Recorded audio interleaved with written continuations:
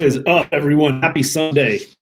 Sup, Nate Zoinks? Just saw you pop in there. I was thinking about you today when I was out in the, actually on my way back from one of the most incredibly muddy trips of the season so far. How is everybody this Sunday night? I just realized about, I don't know, maybe like a half hour ago, somebody, I saw a message pop into my Instagram that it's Super Bowl Sunday. So hopefully a few people at least. It looks like we got a few of us that aren't watching the Super Bowl. Alkali Flats Overland, good evening. Good to see you guys here. Charlie Foxtrot, always a pleasure, my friend. DMR dude, good to see you again. Angie Jensen, R Black, Sarah, how are you? Happy Sunday. And Sean Squatch PNW, my brother from another. Good to see you, man. So Sean Squatch, I didn't know my brother Daniel. That's pretty cool. Odie Slim is in the house. Always good to see you, Odie. Grant Reed. Let's see. Where's everybody from? The Wood Guy. Oh, DJ Hobbies and Overland is here. Good evening, my friend. How are you, brother? Royce Long. Is that Royce or Hoyce? For those of you that don't know, I spent about 9 years studying Brazilian Jiu-Jitsu, and so the Brazilian, the Gracies were some of the kind of iconic Brazilian Jiu-Jitsu guys, and all their R's are said like an 8. So you got Hoist Gracie, Hoyler, Hiram Henner, all of those, but they all start with R's. So I saw a Hoist in there somewhere, or maybe it's a Royce. Jules Lee, all the way from New Zealand. Wow. Larry Goldberry. Waiting for this week's verbal adventure. All right, well, I'll try to make it somewhat entertaining here. I will tell you, man, I'm just in. Oh, love to see you here.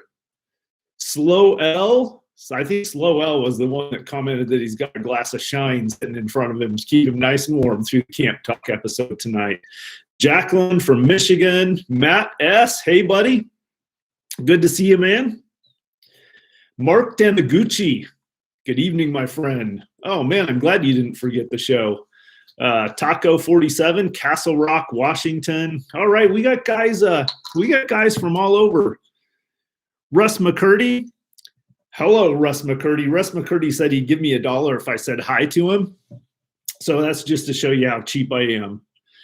Just gives you an idea what I'll do for $1. So everybody give a shout out to Russ McCurdy. Nate O'Reilly, Oregon Mike is in the house. I was a little worried about you, Oregon Mike. So hey, real quick before I get started, I was looking at a couple of guys on here, longtime friends of mine. One is Sean Squatch PNW. You can find Sean Squatch PNW on Instagram. He put any videos up for a long time. So there's 2 guys in here that you guys need to tell during this COVID time to Russ McCurdy. That's $5, and I'm going to say high 5 times to you now. Appreciate that. Really appreciate that. So there's 2 guys, Oregon Mike, who's actually a mod on here. You guys need to give Oregon Mike and Sean Squatch PNW a hard time and tell those guys to get some videos out there during these COVID times, man. 2 of the coolest dudes that I've ever got to hang out in the outdoors with.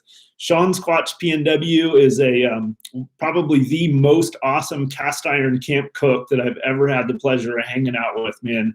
That guy can just work miracles with a fire tripod, with a camp tripod and a Dutch oven and cast iron. So, man, I know you guys. All right, so real quick before I get started, just remind everyone we got a little bit of a crowd here. So if you have a question and you want it to stand out, hit up the super chat. The super chats also are a way that you can contribute directly to my channel. So if you just want to say hi, throw a super chat up there, man. I appreciate that.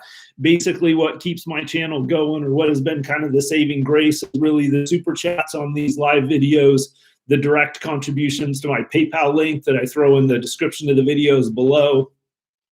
And that's pretty much it for the most part. Those are the stable pieces of revenue. And then my brothers from Lolo Overland that keep me in gear, and Free Spirit Recreation with the rooftop tent. So between all of that, man. So So appreciate all the support. Couple of things I wanted to talk about real quick before I get to it. Hey, by the way, Kramer Junction, thank you, my friend. Thank you, man.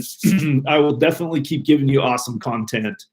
Hey, real quick before I get started, man, just so you guys know, I just rolled back in off of the desert. I've been out for the last 2 days getting beat up by the wind. Was just insane out there. So getting beat up by the wind, almost lost my drone a couple of times flying it in the wind. And but I did manage to have a good trip, did some good camp. This was my first time actually in the grandpa's truck sleeping in the soft topper. So I got a video coming out. Hopefully I'll have that out by the end of the week so you guys can see how that trip went. But before I get started, I don't know how many of you here are aware of this, but I've been working on a project for a while that I'm collecting law enforcement and military patches.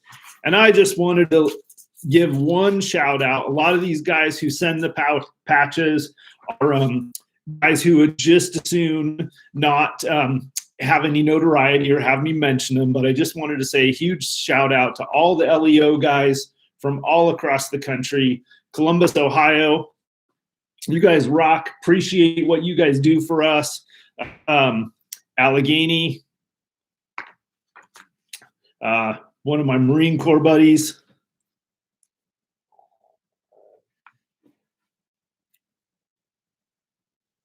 So I just wanted to give a huge shout out. There's my homeboys at the OSP, the Oregon State Police, to all the guys, all the public safety guys that have been sending patches here to me. I'm working on a project with them. I always, I've got some really good friends in law enforcement, and I've always had an appreciation for the public safety guys. So I'm working on a little project to give some cred to those guys for what they do. But more than anything, man, the patches, but just all of the cool little notes that have been coming from these guys, man, and some of them just downright letters. I think it's just like one of the coolest things in the world that so many law enforcement and military guys really enjoy my channel and enjoy watching it. So thank you guys. Thank you for your service to your communities out there. And oh yeah, very cool. Challenge coins. So thank you for the service to your communities, and thank you for taking the time out of your busy schedule to shoot a couple of patches my way, man. Really appreciate that. Stephen Peterson, thank you, my friend. Thank you. I will definitely keep up the great videos. Everybody join me thanking Stephen Peterson, man. That's right on, dude. That's right on. So tonight, what I thought I would talk about, and this actually came as a suggestion from I don't know if Jeepin' with John and Jen are even on here tonight. They might be watching the Super Bowl. But Jeepin' with John and Jen, who have a YouTube channel, they suggested that I talk about trip planning. And they're not the only people. I get questions about trip planning quite a bit, and questions about how I decide where to go, how I kind of plan my trips and everything. So the way I have this set up to try to explain is going to be a little bit tough. So bear with me, and I'll see if I can get through this and provide some meaningful information. Again, if you guys have questions, I try to keep my eye on the questions as they're scrolling through here. Definitely and I know I feel terrible. I think last week I missed a couple of the super chats because a bunch of them came in all at once, but I try to keep up with those and as I'm going through this. But let's talk about trip planning, and more importantly, I thought I would share with you guys. And here's the deal: there's going to be some stuff that I share with you guys on these Camp Talk lives that is stuff that I just don't talk about in my videos. So tonight's a great one of those examples. So I'm going to share with you guys a couple of little tricks that I use for planning my trips that I've really never shared before. And these are things that you can do like right now to help find like cool spots out there. So first, I'm going to talk a little bit about some general things. As you guys know, as far as figuring out where to go, like for me, it's usually driven by some piece of history. DJ Hobbies and Overland, thank you. Thank you. Hey, man, are you on Instagram? If you're on Instagram, you can send me a direct message. There's Jeepin' with Jen and John. and Kramer Junction again. Okay, so Jeeping with Jen and John he's also asking fuel consumption off-road versus on-road. So I've got that on the list, bud. I get that as part of the whole trip planning thing.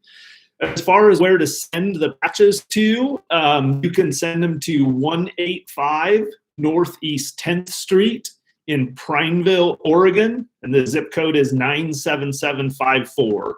That's my shipping address. It's not my home address, so don't try to stalk me at that address. That's my shipping address. So just attention, Casey, at 185 Northeast 10th Street in Prineville, Oregon, 97754. Maybe I'll drop it in the comments down here too. For anybody that wants to send LEO patches, things like that. Hang on, sorry guys.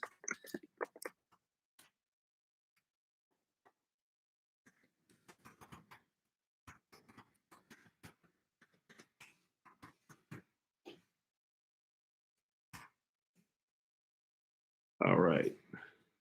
Hang on.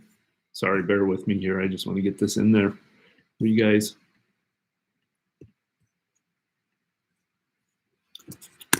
All right, boom. There's my shipping address for anybody that wants to send LEO patches or anything like that my way. Hoist Long.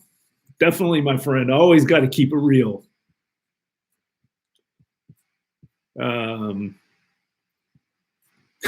Oregon Mike, man, you make me laugh. All right, so for me, trip planning is really all about or oftentimes, I wouldn't say always, but oftentimes it's going to be driven by my desire to want to go find some kind of a historic spot. Let me just check a couple of things here, make sure I got everybody. Okay, cool. So having said that, some of the things I'm going to talk to you guys about tonight are things that are directly related to finding these historic. So there's usually two ways an idea for a trip comes together. One is it's driven by something that I read in a history book that I want to go see more evidence of on the ground. So, for example, maybe I read about the story of a battle between the cavalry and the natives that were in the area, and there's a place name in there that gives me the ability to be able to go track that down. So that's one of the ways, and the other way is I'll just have an idea in mind of an area that I kind of want to explore.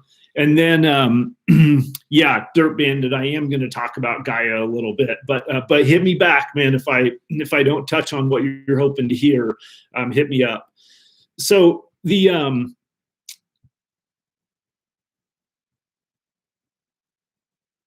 oh man. So, all right, real quick. Edgar, man, has just asked about using the buddy heater in the rooftop tent and what's the safest way. So here's my rule is I use my buddy heater in my rooftop tent all the time. I never turn it on and go to sleep. So I only turn it on when I'm awake, and I bring whatever kind of sleeping bag is going to keep me warm for whatever temperature it's going to get down to. And then I just use the buddy heater to keep me comfortable while I'm awake inside the tent. So that's what I would say. I have seen the new buddy heater. Jules Lee is asking. I have seen the new buddy heater. I've heard kind of mixed reviews about it. So, but anyway, let me get back to trip planning here. Sorry about that, guys. So I told you there's kind of two ways that that are gonna drive where I go on a trip. One is I read about something historical and I want to go find it. The second is there's a general area I want to go to. So I'll do map recon on things like Google Earth, Gaia GPS, Backcountry Navigator. I'll use satellite imagery. I'll use a lot of the counties have, this is a tip for you guys. So here's a first tip that a lot of you may not know about. Almost every county now has an online GIS. So let's say, for example, Lake County. Lake County is where Christmas Valley, Lakeview, Fort Rock, all those places are in Lake County. So if you Google Lake County GIS, you can go to their online mapping site. And on their online mapping site, you can look at things like their roads layers, their property layers, their tax lots. So you can see land ownership. You can see satellite imagery. You can see topographical maps of the area. So that's one place you can go to do map recon. So So a lot of times when I'm doing map recon, this is something that I wanted to talk to you guys a little bit. That I'm looking at an area that for whatever reason I want to go. Maybe it's just a part of the state that I haven't been to before, or there's a big hole, a big chunk of country when I look at a map and I realize like I've never really been through there very much. And sometimes that's just a matter of like a certain valley or a certain butte out in an area that I've been going for years, but there's one little valley over that next rise that I haven't been into yet. What I'll do is I'll start doing map recon. And generally speaking, where I'll start is I'll start with an older topo layer. There's a whole bunch of like Cal Topo and USGS Topo. There's a bunch of maps that are around that kind of 1986 era that are available as base layers in those apps. So generally the first thing I'll do is I'll start looking at the area in a topo map like that. And I'll get into more why I do that in a minute, but first I'll look on the topo map, I'll pick out my points of interest and I'll pick out the places I want to go. And then I'll look at it like on a satellite imagery application like Google Earth or something like that. And what I'm looking for on the satellite imagery are, well, anomalies or things like that that might indicate historic sites, even buildings or whatever. But also that's where I really look at the trails to try to get an idea of how passable the trails are. So here's a couple of things that I kind of look for that I wanted to show you guys. So one thing that I look for when I'm map reconning is I look for these areas where there's checkerboards of public land and private land. And what I mean is you'll see like squares of private land touching at the corners, separated by squares of public land. And let me see if I can actually show you guys a picture of what this looks like. So here's a screenshot right out of Gaia. And that's what I'm talking about. So those squares are sections. They're 1 mile, 1 square mile sections. And you see how they're in a checkerboard pattern? So one thing way back in history when the early like contractors were surveying for roads through the area, it wasn't uncommon for them to have these private surveyors or private road location companies that would do this for the government. But the government, instead of paying them, the government would say, you can have every other section of land for 3 miles either direction from the road you're surveying or from the railroad that you're putting in. So all of this happened like generally back in the late 1800s. These were some of the earlier surveys of Oregon, was these places like the Central Military Road. And some of these places, these surveyors or locator groups or explorers that would go pioneer these routes for these roads. And in exchange for doing that, the government would give them every other section of land. So what you're seeing when you see these checkerboard patterns is there's a really good chance that what you're seeing is you're seeing a swath of land that roughly in the middle of it, there's a historic road, a really old historic road. In fact, on this one, I don't know if you guys can see this, but you see that line going through the middle there, right here, there's a line. So that line is actually a current road easement that likely is approximately where the old historic road there. So this is your first top secret tip of the evening, is if you're looking for historical things, and you can turn on a map layer in Gaia GPS or whatever you're using that will show you private land and public land, which is a really common layer in all the mapping apps. Look for those checkerboard patterns way out in the middle of nowhere. When you see those checkerboard patterns, there probably was an old wagon road or an old historic route that goes through there.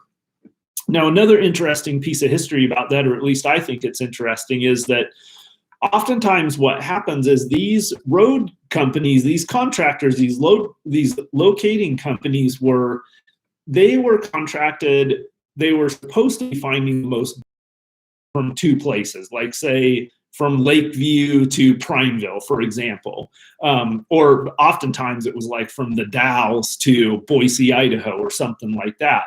They were supposed to be finding the most direct route, but usually what they did is they located the road through all of the best land. And so a lot of times it was a really circuitous route, like it wasn't a direct route at all.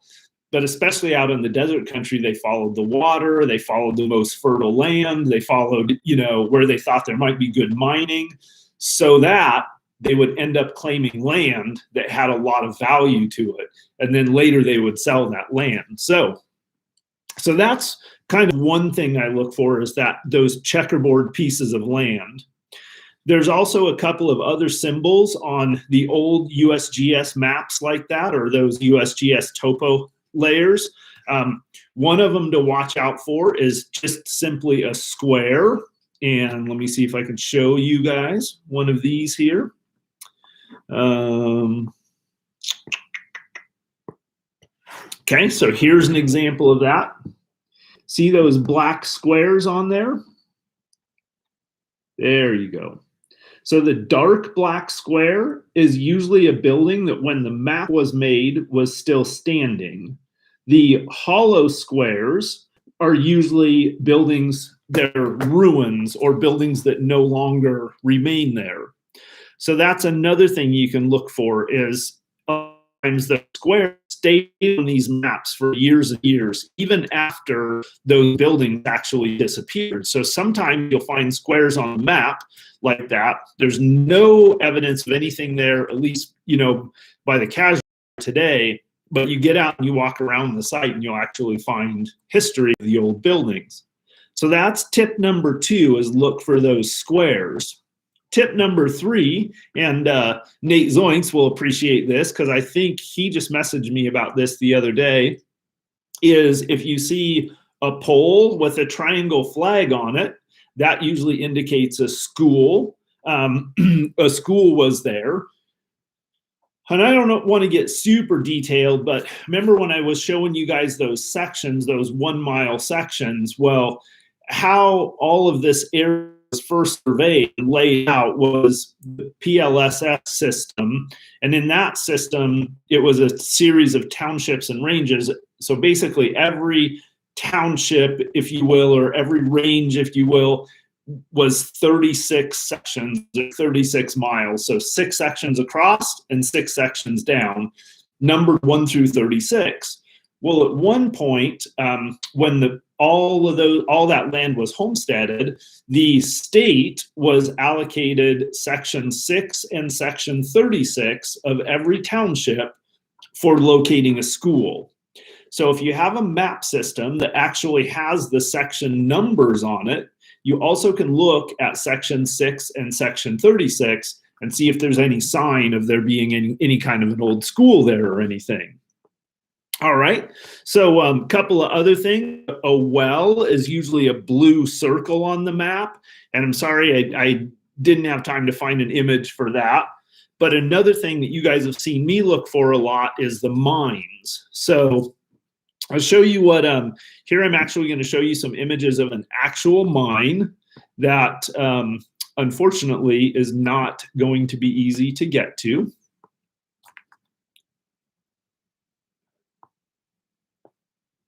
Hang on. Sorry, guys. I knew this was going to be a little bit awkward, but I'm going to try to keep it. Now I just lost it. I was going to show it to you on Gaia, but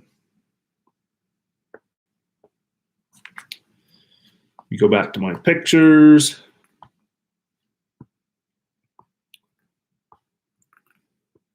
Okay, so here is, and this is an actual mine.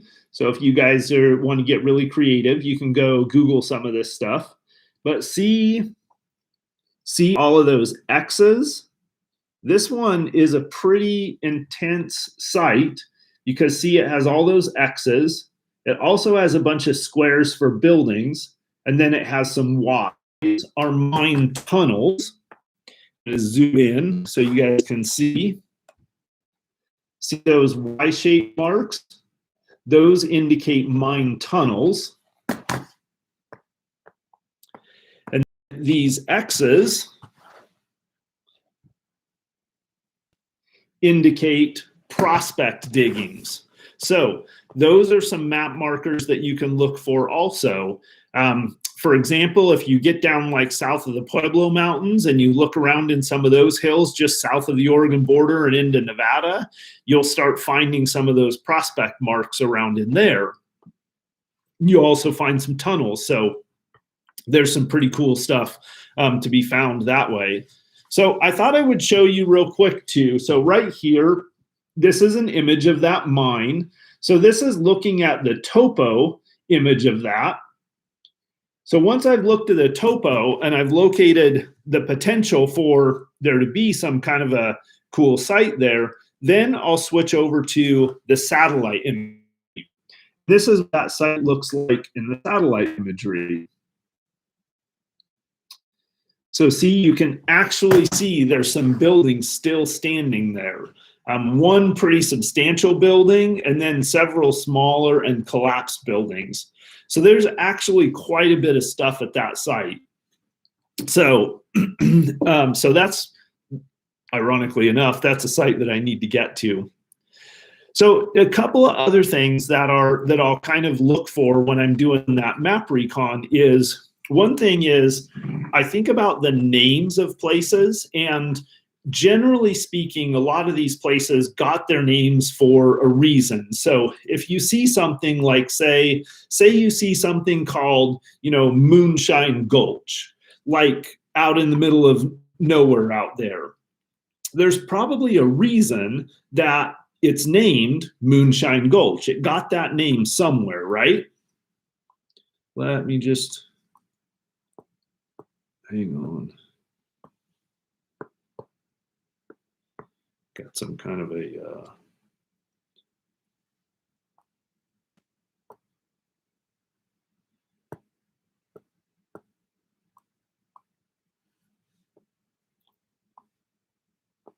I'm going to show you guys something.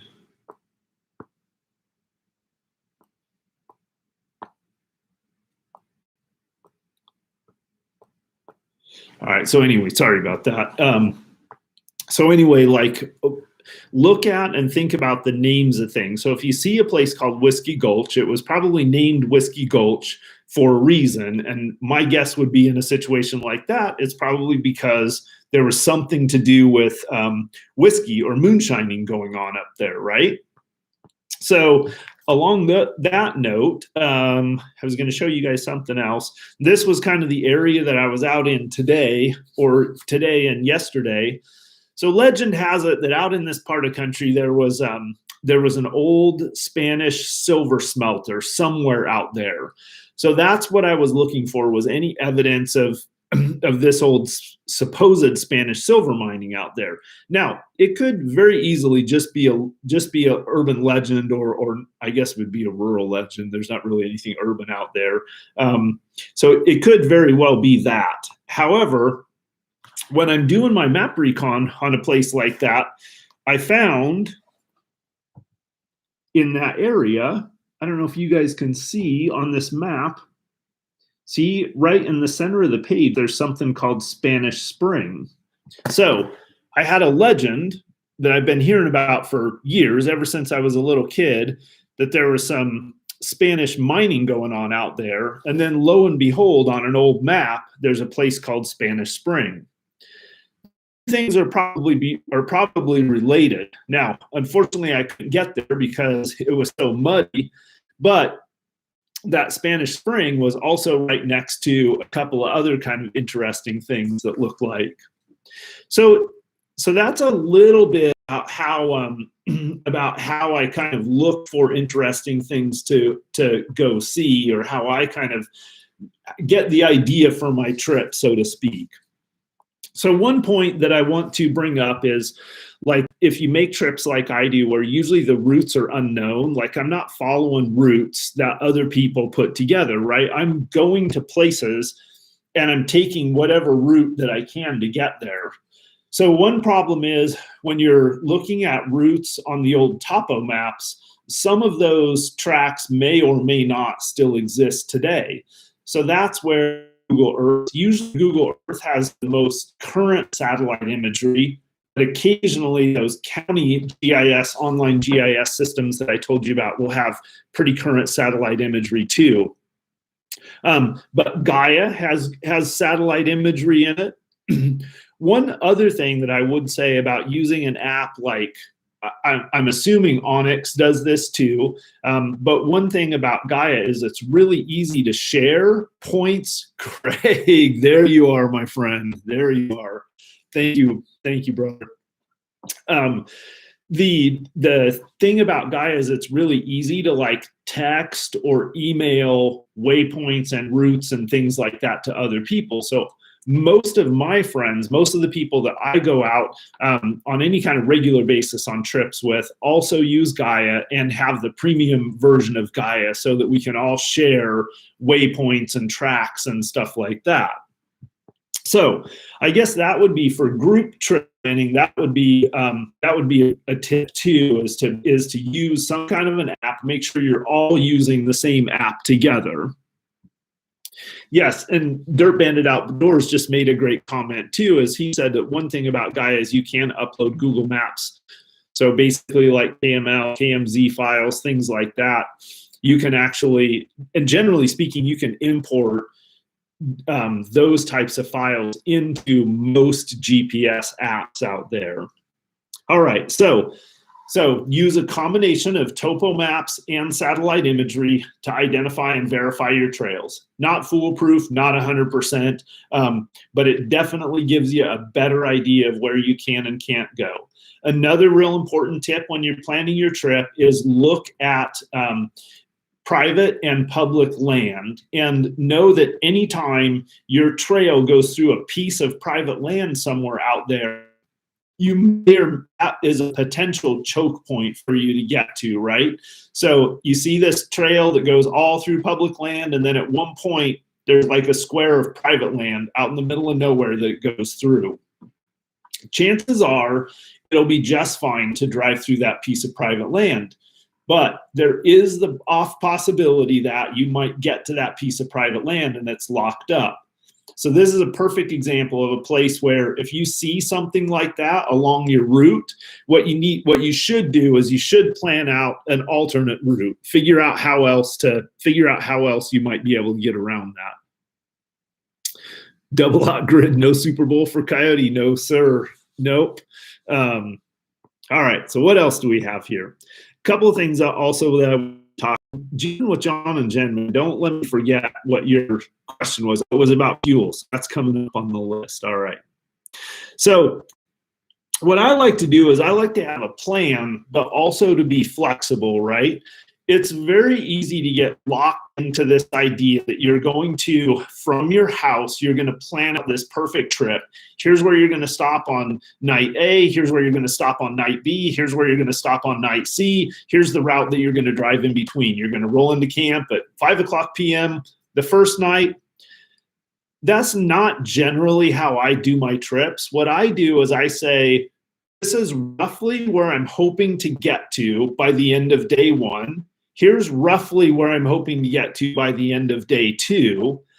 But the big thing is I don't want to cut myself off from being able to explore cool things along the way, right? So for me, a big part of the trip is about seeing whatever is along the way. So let's say, for example, I have a 350-mile route planned, right? But I get 100 miles into it on the second day, and I drop down into a valley that has so much cool stuff in it that I want to end up camping on one side of that valley the next night, the other side of it the following night, and then that's going to be the end of my trip, and I'm going to turn around and go home. Like, why wouldn't I do that? If I find myself in an amazing place that I want to see more of, why wouldn't I allow myself the flexibility to do that? Too often, I think people lock themselves into, oh, Sarah, that's so awesome. Thank you. Oh, so Sarah's saying we want a Coyote Works community Facebook page. All right, a pack, if you will. I like it. So we'll come back to that later. Don't let me forget, Sarah. before I get off of this, let me tell you guys, I was actually just talking to my buddy Dirt Bandit Outdoors about this the other day, 2 days ago. So another thing I would say is plan your trip, but don't be afraid to deviate from it if you find something really cool. Like that's a big part of the whole point, right? Is to see amazing things out there. So don't pass amazing things, or at least this is my opinion, right? Don't pass amazing things to maintain a schedule, right? Like that's pointless. There's no reason to do that. If you see amazing stuff, like hang out at it, check it out. You can always go back and hit the second part of your trip later or whatever, right?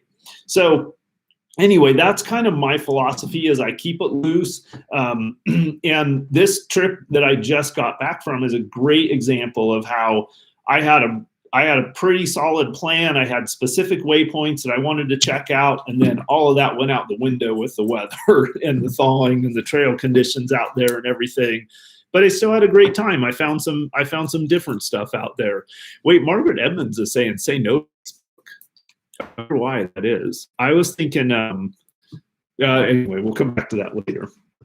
So I like to have a plan, but I also like to be flexible. I don't like to be locked into a certain location also to make camp, right?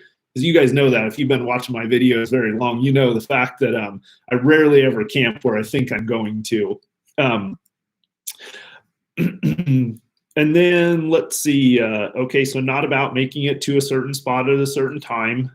Yeah, so here's what I think. Like when I go out on the trail, like that's the opposite of making it to a certain spot at a certain time. Like that's what I do at work, right? I have to be at a certain meeting at a certain time or whatever. That's what I do at work. When I go out on an adventure, that's not what it's all about. It's about seeing cool stuff and enjoying it and just having a good time. So let's talk a little bit about, on that note, and I have no idea how we're doing on time. Okay, not too bad.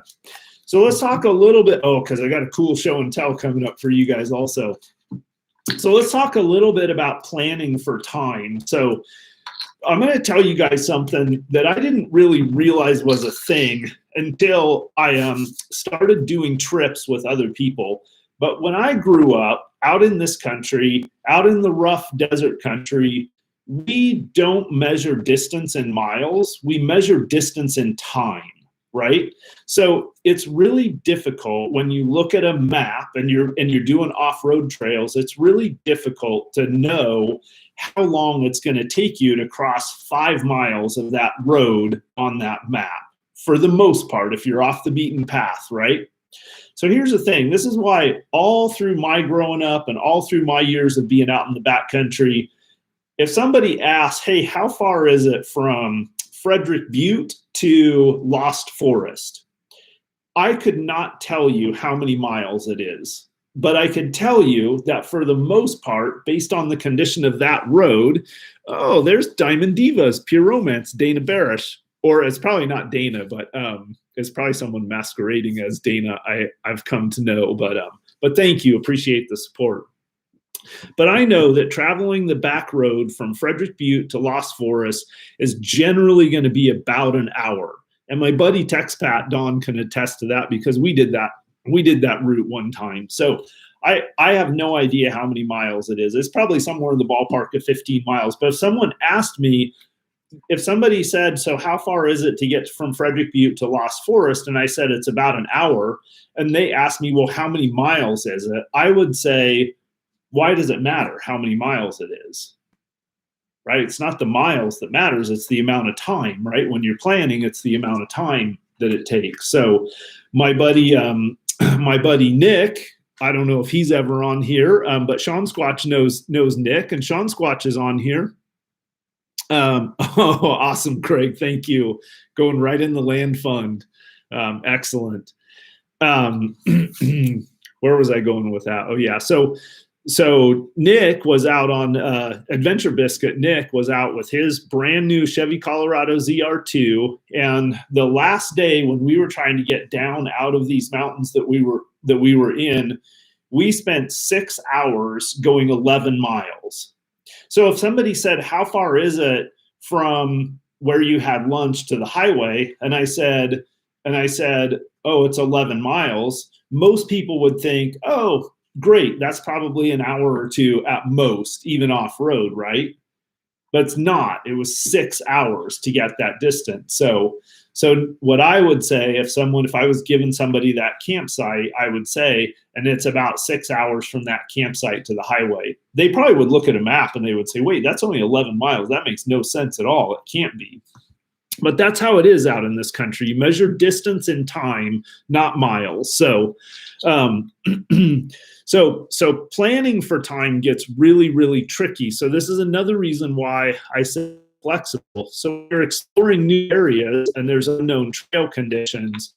That planning for the amount of time it's going to take to get from point A to point B is almost impossible. You can kind of have a rough idea, but that's another reason why I try not to get too locked into a trip. I've hit stretches of trail that I looked at on Google Earth and I thought I was going to be sailing along that. I looked at it and I was thinking, okay, that's 15-mile-an-hour road, or that's 20-mile-an-hour road. Or so I tend to look at things and I gauge them by, that's a 40-mile-an-hour road, or that's a 50-mile-an-hour road, or that's a 5-mile-an-hour road.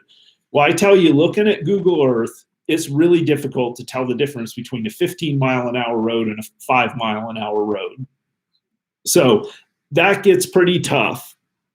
So use time to describe distance. Miles are dictated. Time is dictated by how rough the roads are, and always allow extra time for hazards, breakdowns, vehicle repairs, mostly tires, stuff like that. Carol, thank you. Another land fund donation.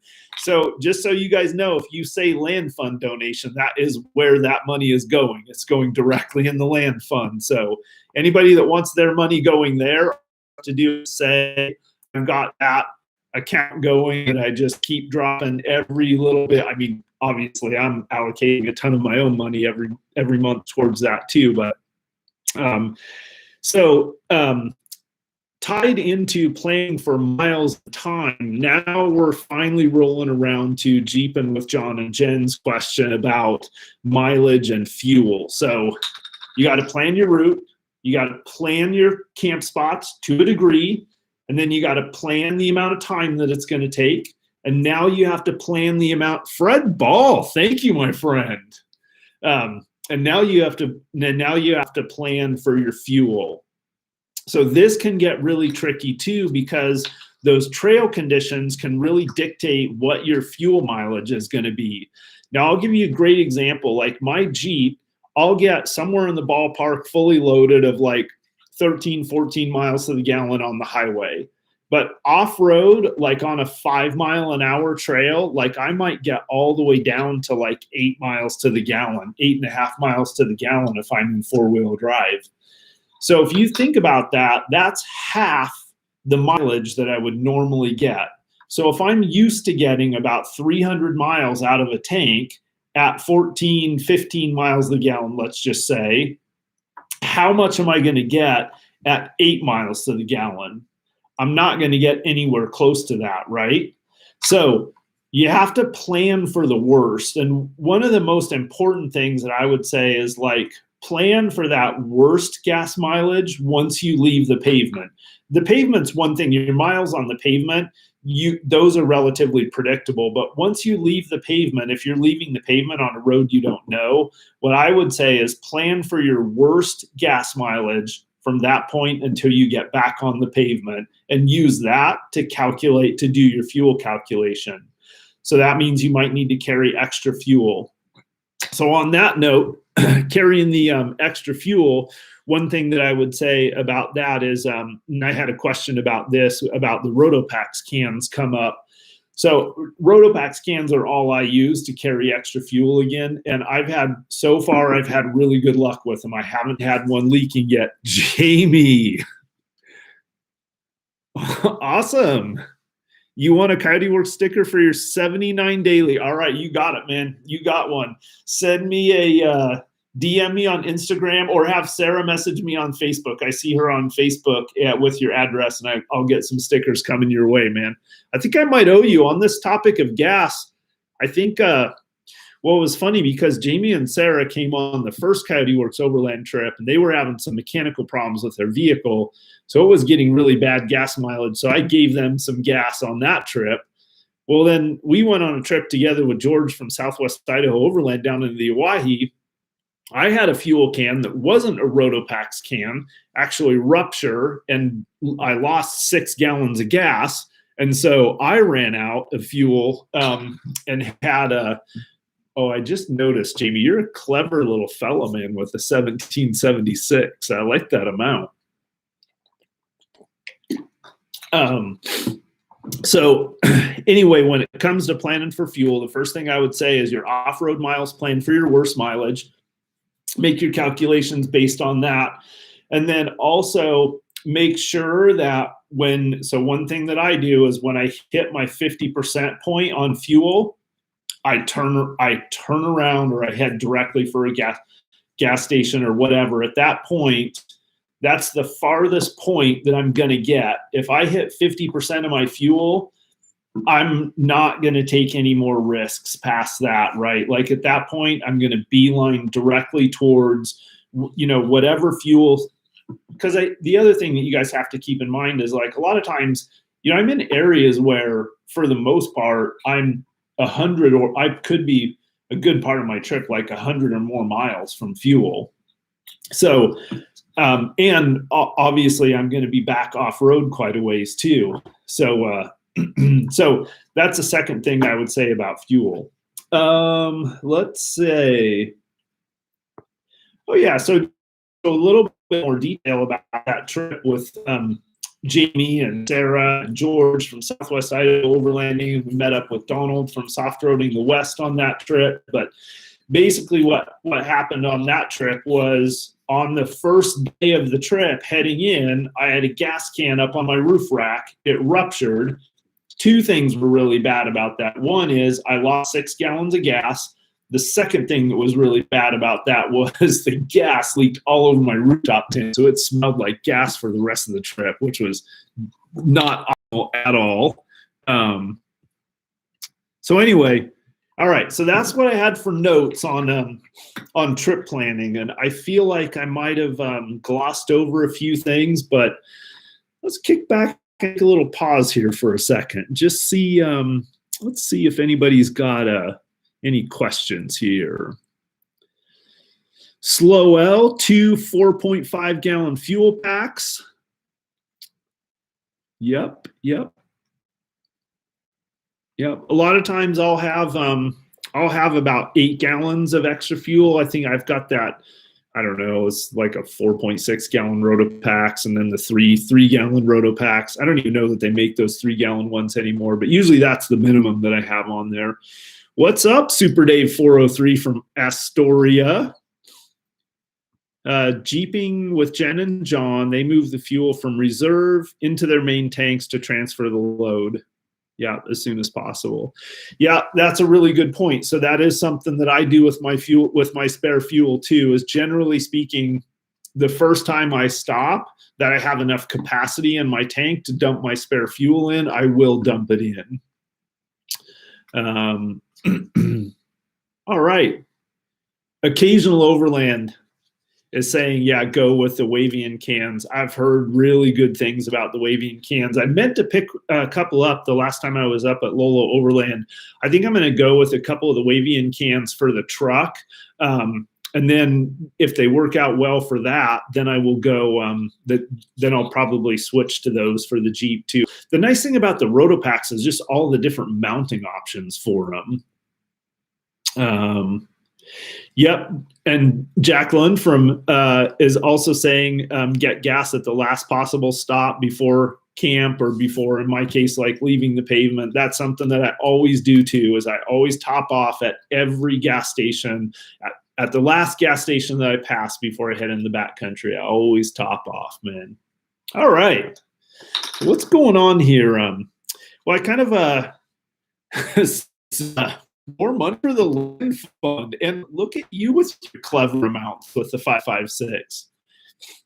I sure am glad I have a decent amount of 5.56 ammo, because I think it's getting expensive too. You guys ready to do some show and tell? Okay, let's do the pro tip first.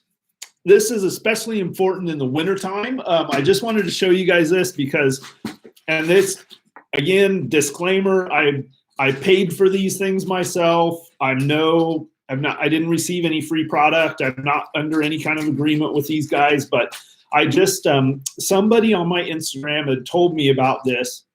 The thing that I'm going to say is, especially in the wintertime when you're spending a lot of time around a campfire, like keeping clean, keeping hygienic and everything is something that, like, especially before I go to sleep at night, like, I love kind of doing like this whole sponge bath, getting nice and freshened up and everything. And somebody turned me on to these dude wipes. And I feel like these guys reached out to me like a year ago or 2 years ago or something and wanted to do some kind of a collaboration or send me some product. And I didn't think too much of it, but somebody told me about these things. And so I ordered some myself. I think I just ordered them on Amazon. I ordered the dude wipes, which are awesome. What's awesome about them is they're nice and fresh. They don't leave this like residue on you or anything. They're also really good size and really durable. But I also got a pack to do showers. And these things are the money. This is almost like a washcloth, each one of these. So these are now my hygiene wipes of choice for out there. And again, not paid by those guys, not affiliated with them at all. Just thought I'd pass that on to you guys. Gary Watts says they're the best. Yeah, I might have been, was it you, Gary, that actually told me about them? Or maybe it was Jamie. Yeah, I don't remember, but I finally got some, and they are the money. All right, so show and tell, man. Let's do a little show and tell. So one thing, when I was growing up, every vehicle that now keep in mind that I grew up in a rural area, so every vehicle that everyone drove eventually left the pavement or regularly left the pavement.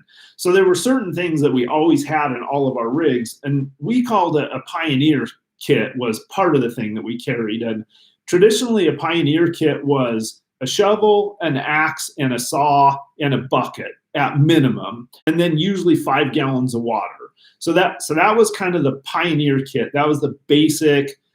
And there's several reasons why all of that stuff. One, obviously the shovel, still here. Did I ever see anything near a Sasquatch? I didn't, man. I don't think Sasquatch really hangs out in the desert. I think Sasquatch is more of like up by Sean Squatch PNW's area or Oregon Mike's territory, or up in Washington or Canada. Yeah, I just don't think he hangs out here, man. But awesome question, still here. So anyway, the Pioneer kit, a lot of good reasons for it. One is the axe, the saw, great clearing trees, things like that. You know, not uncommon out here to go in, storm behind you, trees blow down in the road, things that, yeah, you guys have seen that happen to me in my videos before. So the axe and the saw, but also for processing firewood, if you get stranded someplace, want to make a campfire. But a big part of it too is that a lot of the year around here is really dry.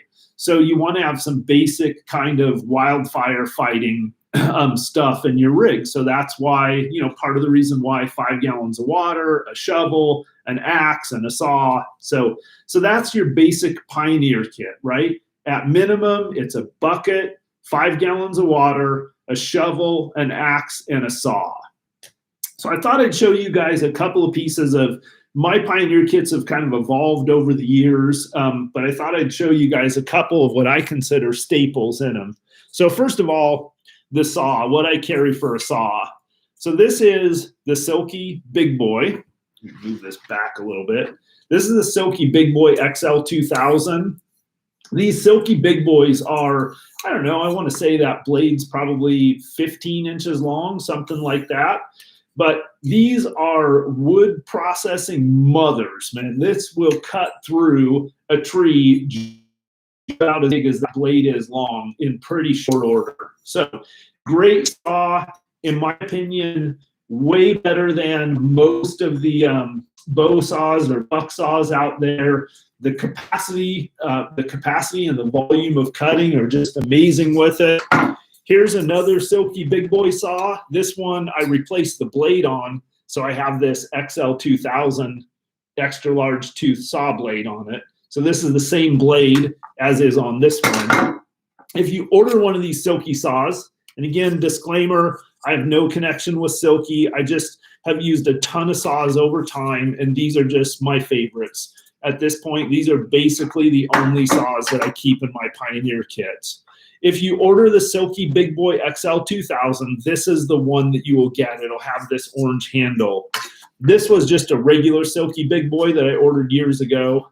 And then eventually I broke the blade on it, and I replaced it with a Big Boy XL2000 blade. So that's a saw. So there will be one of these saws. There is one of these saws in every single one of my vehicles. All right, so, but what's cooler than saws? Axes, right? So I thought I'd show you guys a couple of axes because for me, the ultimate vehicle axe is something like this. So this one happens to be a Snow Annealy. This is not a super expensive one. I think these can be had for about 80 bucks. This axe right here is what's called a Hudson Bay axe. You can see the shape of the head on it, but this axe is small enough that you can actually cut with it to a certain degree with one hand. I like to keep mine just shaving sharp so that I can actually whittle with them too. But this to me is like the perfect size camp overland vehicle axe, somewhere between a 19 and a 24-inch handle. I think this one comes in right at like 22 inches. Well, let's see. Here's a 19-inch handle. Yep. So I bet this is about, this is probably 4 or 5 inches longer than that. Yeah, so this Snow Annealy is probably a 24-inch handle. I'm going to show you a couple more axes real similar. This is the Grand Force Brux small forest axe. This has a 19-inch handle. This is actually my pack axe. This one stays in my Jeep, but it's attached to my inch pack. So this is part of the Pioneer kit in my Jeep, but it also is strapped on my inch pack, so it's ready to go with that. This Grand Force Brux small forest axe, in my opinion, the best axe of its size in the entire world ever. I've had this one for, I've probably had this for almost 20 years now. These Grand Force Brux axes are made in Sweden. They're handcrafted one at a time.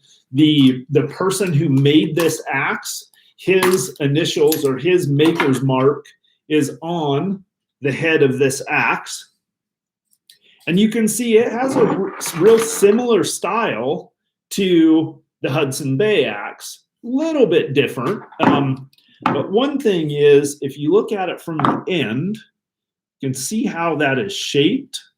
So that makes this an excellent like bushcraft, campcraft axe. As compared to this one is a little bit wider. So that makes this one a little bit better splitting axe.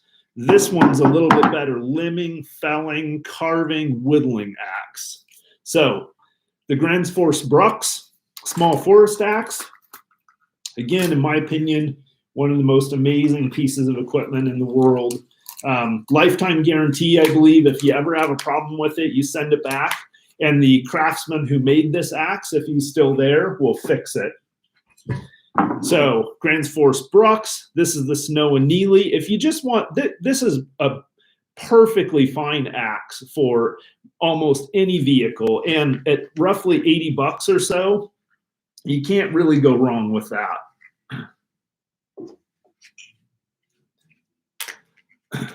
So I would say if you don't have an axe in your overland rig, definitely look at the Snow Annealy. Another one that I really like that's surprisingly inexpensive is the Condor knife and tool. So this again is in that like 22, 23-inch handle range, a little bit longer than the Grand Force Brux. This one's a little, this is I think a 1 3/4 pound head. I think somewhere in the ballpark of 1 3/4. 1.5 to 1 3/4 pounds is just about perfect, again, for an all-around camp axe.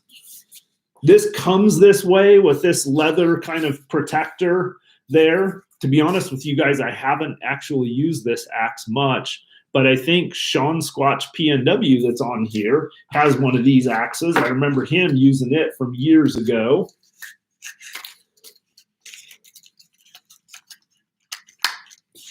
So that's show and tell, man. If you don't have one, Fat Matt Adventures. How's it going, buddy?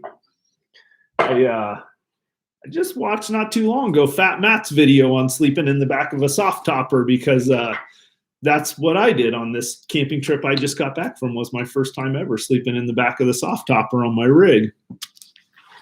All right, so that was show and tell for the evening, was the couple of pieces of the Pioneer kit. So if you don't have those things, yep, Jacqueline said she has the Fiskars.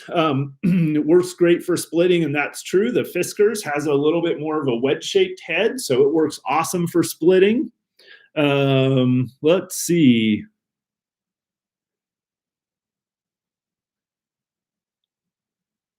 Okay, so real quick, Raymond Tennell wanted to ask, how far back was I when my Jeep caught on fire? Well, I was about 25 miles from a gravel, actually not even a gravel road, kind of a dirt gravel road. I was about 25 miles from a road that gets a few vehicles a day on it. So I was quite a ways back there. Let me put it this way. The recovery vehicle that went out to get the whole of my Jeep, that went out to get my Jeep the first time, got about halfway there, turned around and went back because they figured that they had to be going the wrong direction because it was just too far out there. So they called me and they said, yeah, I think we went the wrong direction. And I said, nope, you were going the right direction. You just didn't go far enough. So I met them a couple of days later. Oh yeah, Carol says she has the Estwing. Yeah, the Estwings are really good axes too. I used to have I think it was called a carpenter's hatchet years ago. I may actually still have that, but that was a great little axe. So yeah, man, so it was a long ways out there. Charlie Foxtrot, my man, thank you. Thank you. I'm glad you enjoyed it. Felt a little bit scattered, but hopefully you guys got something out of it. Let's see. Fat Matt had about 20 people sub his channel, all from Oregon. That's awesome. That's awesome. Yeah, I love watching Fat Matt's YouTube channel, Fat Matt Adventures. I love watching his YouTube channel out on kind of camping adventures with his boy and stuff. Craig Holmes says he has a cheapy one. He needs to upgrade. Sean Squatch PNW says the Estwing lasts forever. Hey, Sean, do you still also have your Condor? I think you had a Condor, didn't you? I thought I remember from way back in the day, Sean and I used to get some bushcraft trips in together. Jules Lee, Coyote Works folding knives. I'm working on it. Hopefully I'll have some updates for you guys soon on that. The Oregon History Hunters, all their rock picks are Estwing. How do I not know you guys? Oregon History Hunters. That sounds like some people I should know, man. I love history. Dirt Bandit Outdoor said he found an axe head metal detecting out there and rehung it, man. That might be a good, some of those older axe heads were really good steel. Yep. Okay. So Sean Squatch PNW says that he does have that, Condor axe, and then now he has a Collins too. All right, let me check out my notes here and see what I missed, if anything.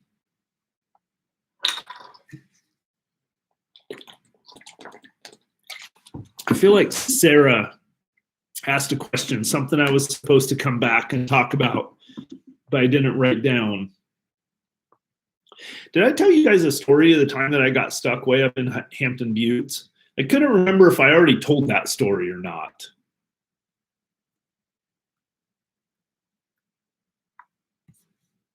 Oh, Jules Lee has the Makita chainsaw. Yeah, I used mine a bunch this weekend. Squirrel Hunting Outdoors asked, can I shout him out in my videos? Well, how about if I shout you out right now, my friend? So, Squirrel Hunting Outdoors. You have a YouTube channel, man? Is that what Squirrel Hunting Outdoors is? If it is, I'll go check it out.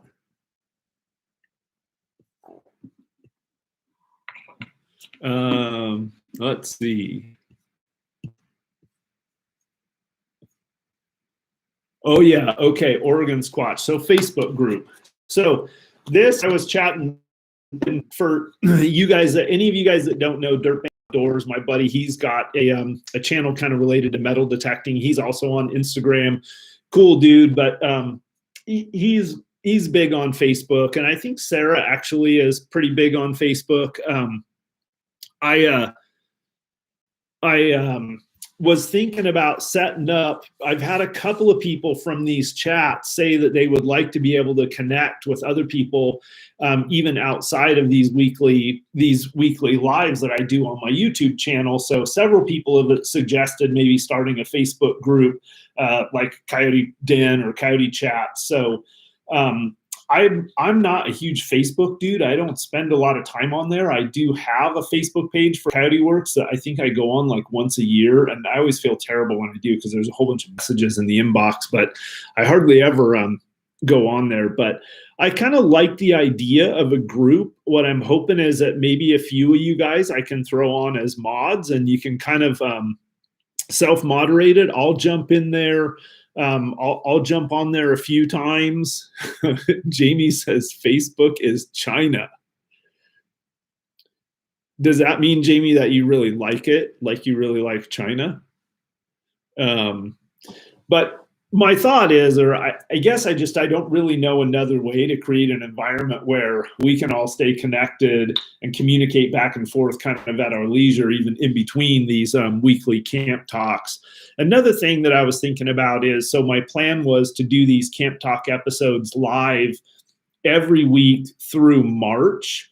But once the weather starts getting a little bit nicer, I'll get a little bit more busier. So I'm thinking that I might have to drop them back in March, maybe cut them back to Randy H. Never knew about Rotopacks. Yeah. I do the I think they're actually like 1.5 gallon for water. They're the thin ones. They're the same footprint size as my gas cans, but yeah, I use those. You'll see them in my videos. The white ones I use for water, obviously the red ones for fuel. Yeah, I think bigger is better. I'm guessing maybe the ones I have are the 2 gallon ones. Yeah, they must be, because I take 2 of them, is roughly the same as one of my Scepter cans. So yeah, let me go back. He said, yeah, figure bigger is better. So the one thing that's nice about those Rotopacks water cans, the 2 gallon Rotopacks cans, is I like them because they're a lot more manageable than like the Scepter cans. Scepter cans are awesome, but then you've got that 5 gallon or whatever they are, 6 gallon in one big container. The thing about those Rotopacks cans, packed really well, and then I can just grab one of them to use around camp. And generally speaking, one of those 2 gallon Rotopacks cans, water cans, coupled with whatever kind of drinking water and stuff I have with me, is about a day's worth of water for all my hygiene and everything. Sometimes a little bit less than that. So then the can's empty. They're easy to store. They don't use up much space. So yeah, that's kind of why I use the Rotopacks water cans too. Raymond Tennell, thank you, my friend. Appreciate that. Squirrel Hunting Outdoor says, just subscribe. ADV with Roscoe, my man, you're hanging out on here. I'm surprised you're not out snowboarding somewhere, my friend. That's cool. All right. Do I hear kind of consensus outside of Jamie, who's kind of lukewarm on the idea? Does everybody like the Facebook group idea? I'll probably grab like Oregon Mike, maybe Sarah, maybe Dirt Bandit Outdoors, a couple of like cool people that don't mind, and maybe set up a couple of mods on there. And the thing that I don't want is, if I set up a Facebook group, what I want it to be is I want it to be a place that we can all communicate with each other, share ideas, and share information. I also want it to be a place that if you have a video that you're putting out on your YouTube channel, you can drop a link in there, whatever. But what I don't want is, I don't want it to become a place where like people just take advantage of it and use it to just promote their own, you know, personal Instagram or channel or whatever. Like if you have one and you want to do that every once in a while to throw it, if you have a video that's like related to a topic that people are talking about or something like that, Jacqueline, that is awesome. I will put you on the list as a potential mod then. Yeah, definitely want to keep it family friendly. Jeeping with Jen and John said Jen mods a few. Perfect. Yeah, that would be awesome. Charlie Foxtrot, no Facebook for you, huh? Yeah, man, you and me both. It's going to be a new thing for me to get on there. Hike with Mike, hide and seek champion. Oh, you notice the the tin back there.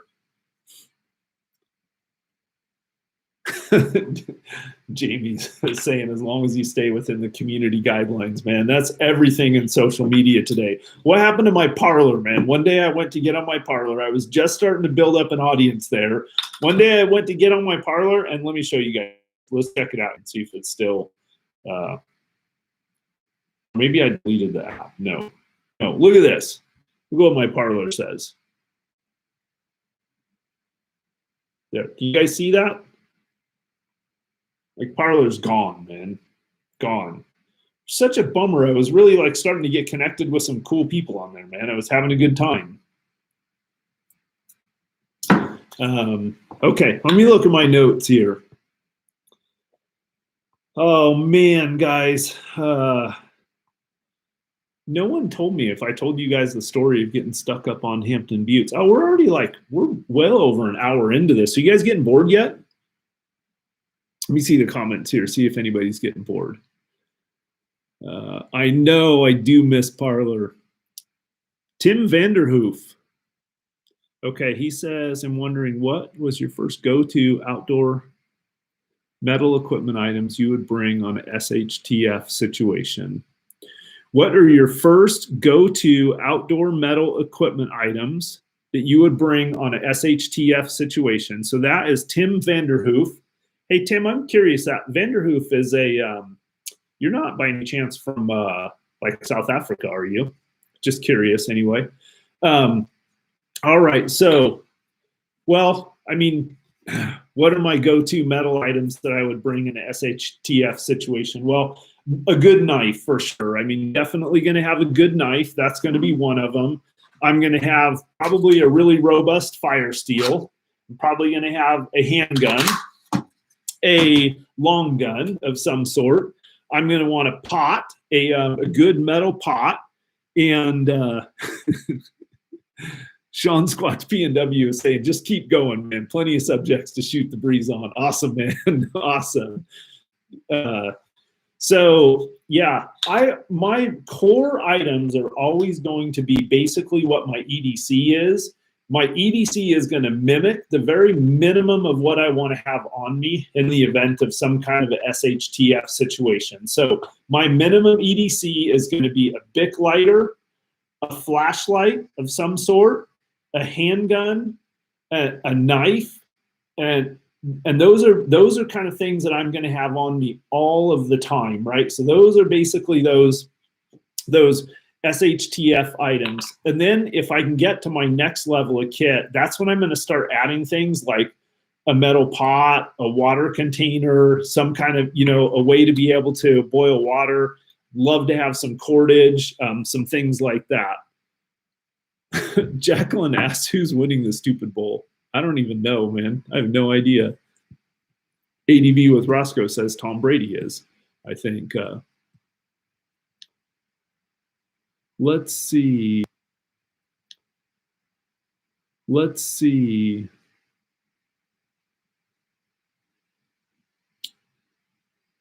Raymond wants to find that crash site I showed in one of my videos years ago. Well, tell you what, man, let me hit me up, and I'll give you directions to it. I'll give you a GPS point and give you directions to it.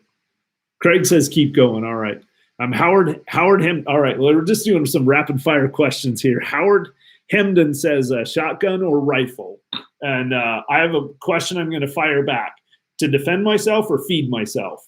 If the primary purpose is to feed myself, I'll take a shotgun all day long. I can feed myself in this country. I can feed myself as long as I have ammo with a 20 gauge shotgun or a 12 gauge shotgun. I'll eat every single day. I guarantee I'll eat every single day. I've got a decent shotgun.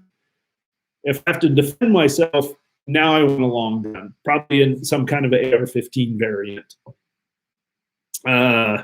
Let's see.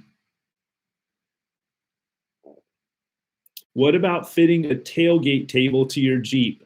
I've looked at a couple of them. So far, I'll tell you, this is going to sound crazy, but space is such a premium in my Jeep that so far what I've decided is that inch of space that I'm going to give up back there, I just can't quite squeeze it in yet.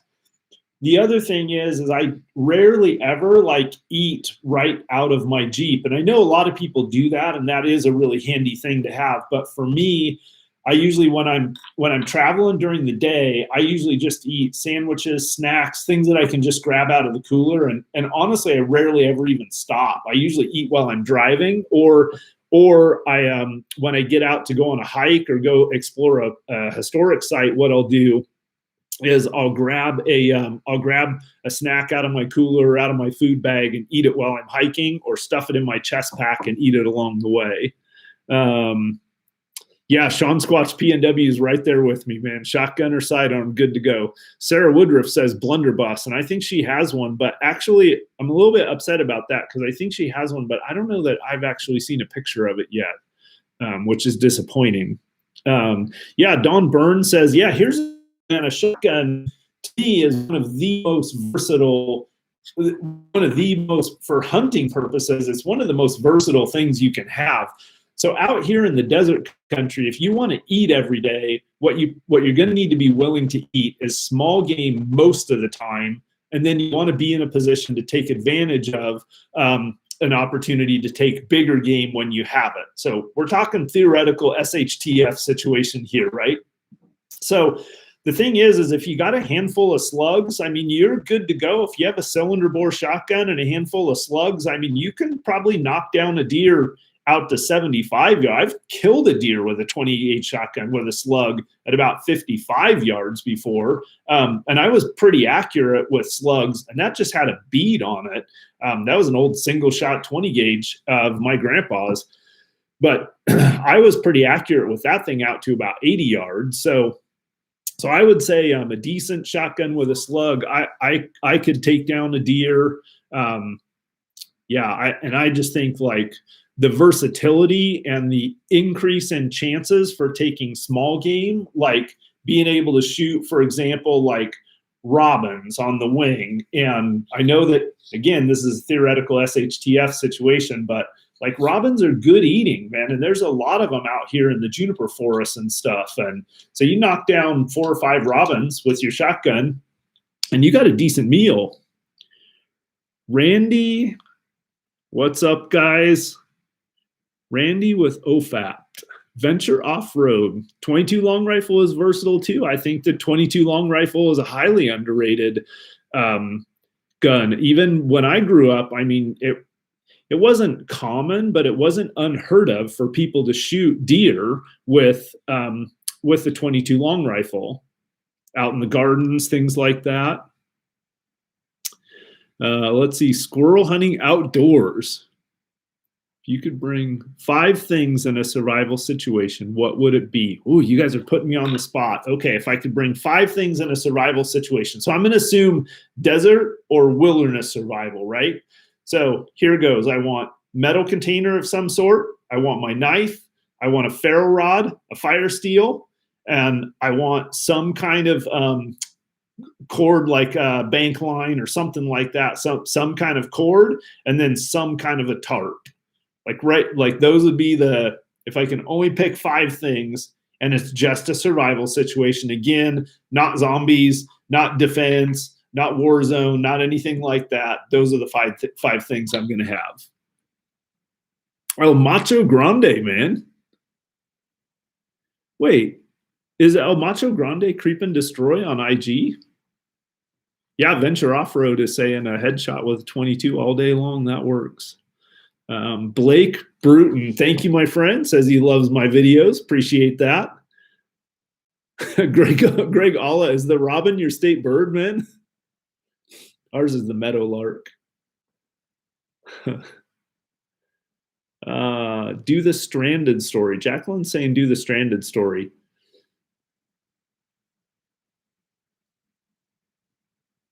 That's all Rambo had when he went in that mine, Asa says. You guys are awesome. Okay, here's a great question. DJ Hobbies in Overland asked, do I like the 1911? Honestly, the 1911 is one of my all-time favorite handguns. I just like the history behind it. I love the way it feels. I love the way they shoot. For a long time, I carried 1911s, and that was all I shot. I've had a Les Baer 1911s, Wilson Combat 1911s. I've had Springfield Operator. I've had Kimbers. In fact, oh, here's a good story for you guys. I'll tell you what happened to one of my 1911s that got left in South Africa, actually. So I love 1911s, but finally the conclusion that I came to is they're awesome guns.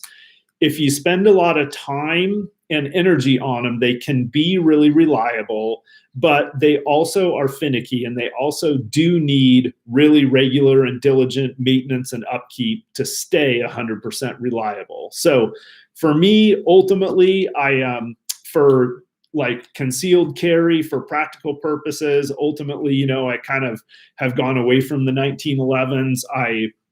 I love them. I will always love them. They'll always have a good place in my heart. But as much as it kills me to admit it, it's really hard to beat like a Glock or a SIG, or, well, I'm just going to say a Glock or a SIG. It's really hard to beat those for like just 100% reliability and tolerance for being dirty and grimy and different temperatures and things like that. All right, so Jackie is saying she wants to hear the stranded Hampton Butte story, and I feel like maybe I've told you guys this before, but maybe not. So here goes. So there's this place out by Hampton, Oregon. You guys can Google Hampton, Oregon. There's this butte system up there called Hampton Buttes. And it's gotten discovered a little bit now, but for years and years, it used to be one of my very favorite little hideaways up there. Some cool homesteads, a lot of country, petrified wood, just a lot of neat stuff up in there to find. And it's gotten a little bit easier, but it used to be really rough roads to get up in there and a really long journey. That's where I took Adventure Biscuit, Nick, where when we were leaving there, we spent 6 hours going 11 miles getting out of there. So loved this area. So one day I had this friend Kennedy, and Kennedy, we always called him Feral because he was like feral. He was like our feral friend Kennedy. So Kennedy, you and I were heading out on a camping trip. And so we were at the time I had a Nissan Armada, which is basically a full-size, really heavy SUV. But I had some good tires on it and everything, and it was a good off-road rig. So we headed up into Hampton Buttes, and we came in from the south, and we're working our way up this canyon, and it's getting kind of later in the day. And basically what we want to do is we want to get up to this place called Rhubarb Springs, where we're tentatively thinking about camping. And then next stretch of road from Rhubarb Springs up over the saddle and down the other side is a really, really rough stretch of road. So we weren't sure we were going to be able to make that, but we wanted to get to Rhubarb Springs. As an interesting side note, there was still rhubarb growing at Rhubarb Springs then that had been planted by the original homesteaders that homesteaded there, which is pretty amazing. It continued to come back every year. So we wind our way all the way up this canyon, and there's a few things and there are a few soft spots and stuff. So every time we came to a soft spot, Kennedy would get out and he would kind of guide me through and keep me on dry ground. So we get all the way up just below Rhubarb Springs, and there's a little bit of a meadow out in front of Rhubarb Springs, and there's a couple of small little seeps in that meadow, and then there's juniper trees up around the sides and everything. But really, where the road goes is kind of out through the center of this meadow. So it can be a little bit soft out there, but not like we weren't anticipating it to be. But just to be safe, I had Kennedy out there walking in front of me and guiding me. So he's walking in front of my rig and I'm driving. There's Kennedy out there in front of me walking, and every once in a while, he turns around and he's like, "Come on, it's good, it's good." He's stomping on the ground, it's good. And I'm just kind of easing along behind him, and all of a sudden I just sink. And like, I'm talking like sink, like sitting on the frame, like the tires broke through and now I'm just sitting on the frame with no traction. Like I just broke through the crust and it is just mud underneath there, soft mud. And there's this kind of sod layer on top, the grass, and it had dried a little bit on top, but I just broke through. So at this point, it's probably, I don't know, 4 o'clock in the afternoon or something like that. We're not very far away from where we were going to camp up there. And, but we are stuck and we are a long ways away. We had to come along in, but not enough cable to get to a tree or anything like that out in the middle of this meadow. So, we go all the way up to that homestead. We scavenge some boards. We try to develop some leverage. We can't get a jack because every time we try to jack the vehicle up, then the jack just breaks through the crust and goes down. So we shovel and we try to get boards underneath. We do everything in our power. And finally, we get to the point where we realize that we are just not getting that rig out. And Nick and I actually drove right by this spot on our way back through that 11 miles that took us 6 hours. So we are like in a really, really bad spot here because we're a long ways up in this butte system. It's going to be a really difficult walk out of there, up canyons, down canyons, and everything. We've got no cell phone reception right there in the meadow. And we're thinking like this was before we had like Gaia GPS and stuff. So we're thinking, how in the heck are we ever going to explain somebody how to get here? So we drew straws and I drew the short straw. So it was my job to hike all the way up to the top of this butte where we were hoping we would get a little bit of cell phone reception. So I don't know how far it was, maybe like a mile or 2 miles, but pretty much like I felt like it was almost vertical. It's not vertical, but it's really, really steep. So anyway, I hike all the way up to the top of this butte and I get up at the top. I've got like 1 bar of cell service, right? And so I make a phone call to my buddy Chris, and Chris has a big Suburban and he's an older guy, was a state police officer for a long time, knows his way around the backcountry, knows his way around a recovery. So I call Chris and luckily he answers the phone because he's an old guy and older guys did that back then as they always answered their phone. So I tell Chris, I'm like, load up a couple of extra chains and everything. I give Chris directions. I'm like, and I'm even struggling to remember all the turns we took to get in there, but I'm like, you can go past the Hampton Butte store, about a mile, turn left on this little 2-track dirt road. You're going to go up over the shoulder of this first little point, drop down into this ravine, look for a road to your left, go down it for 2 miles, take a road to your right, blah, blah, blah, blah, blah. But it's getting dark. It's going to take him like 3 hours to get there, and it's going to get dark. So I'm thinking to myself, like, it's going to be a miracle if he gets here, right? Well, so I hike all the way back down that hill. I go all the way back down there. Kennedy's down there. So we break out our stoves, we make a mountain house meal, and we sit back there and we're chilling and waiting. And lo and behold, about 3.5 hours later, we hear this engine coming up the draw. So we're like, that's either Chris or it's someone else. Either way, this is good news, right? Well, sure enough, here comes Chris pulling in the meadow in his Suburban. So he rolls out in the meadow.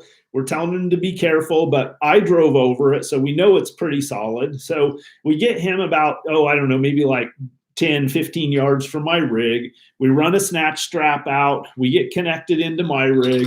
And and first, Chris starts going back, easing back nice and slow, right? Picks up all the slack out of it, starts easing back into it. And my rig won't even move, right? Like it's basically like an anchor at this point.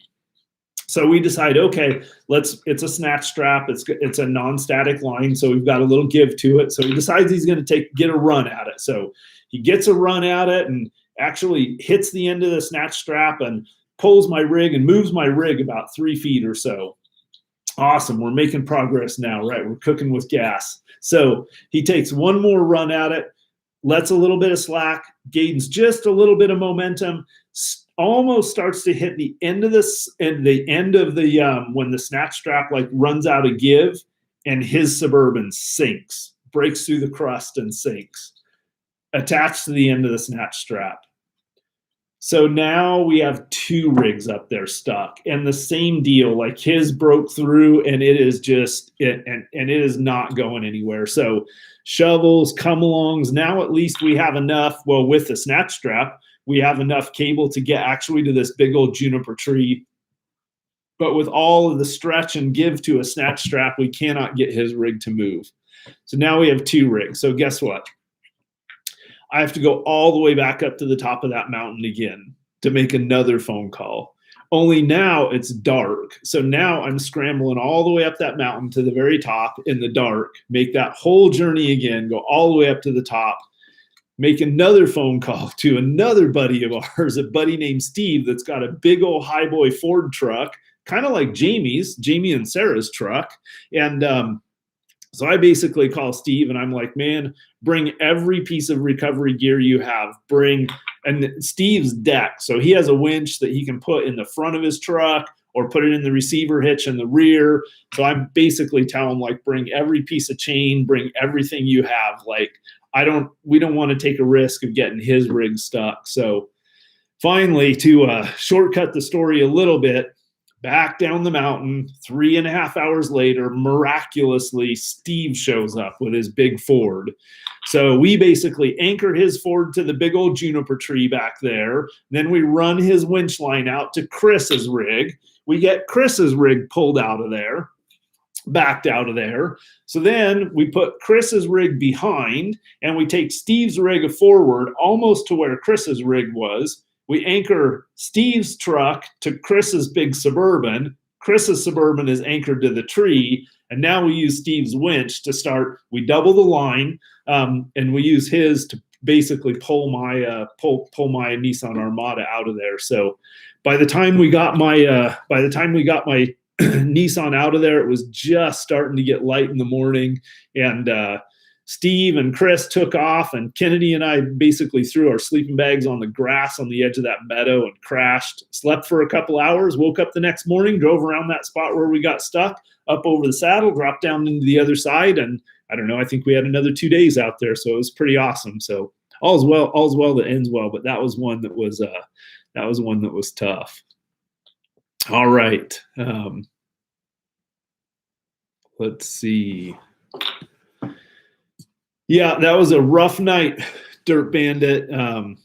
Yeah. So I don't know, guys. What else? Any other questions? Otherwise, I think I got to put a bow on this thing. It's almost my dinner time here.